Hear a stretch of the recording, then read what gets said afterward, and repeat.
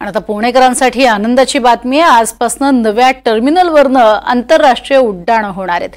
पुणे विमानतळाच्या जुन्या टर्मिनलवरनं होणारी आंतरराष्ट्रीय उड्डाणं आता नवीन टर्मिनलवरून होणार आहेत। नवीन टर्मिनलवरून उड्डाणं सुरू करण्यासाठी सर्व तांत्रिक प्रक्रिया पूर्ण झाली आहे। केंद्रीय मंत्री मुरलीधर मोहोळ यांनी ही माहिती दिली आहे। गेल्या काही दिवसात पुणे विमानतळावरनं प्रवाशांची संख्या चांगलीच वाढलेली पाहायला मिळते। त्यातच आंतरराष्ट्रीय विमानाच्या उड्डाणात देखील वाढ झाली आहे।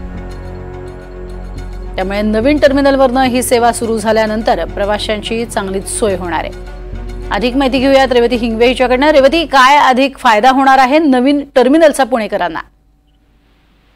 नक्कीच आपण जसं बघतोय की पुणेकरांचा आंतरराष्ट्रीय प्रवास जास्त वाढल्याने त्यांना एक गरज होती की नवीन नवीन आंतरराष्ट्रीय उड्डाणांची।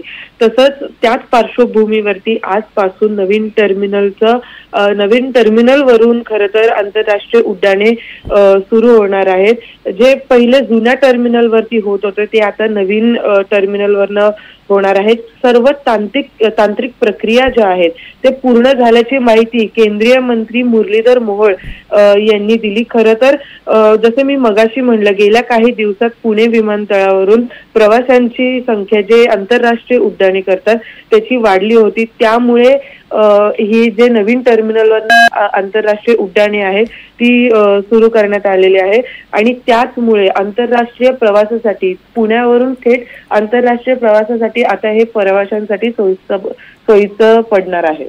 नक्कीच, तुर्तास धन्यवाद या संपूर्ण माहितीसाठी रेवती।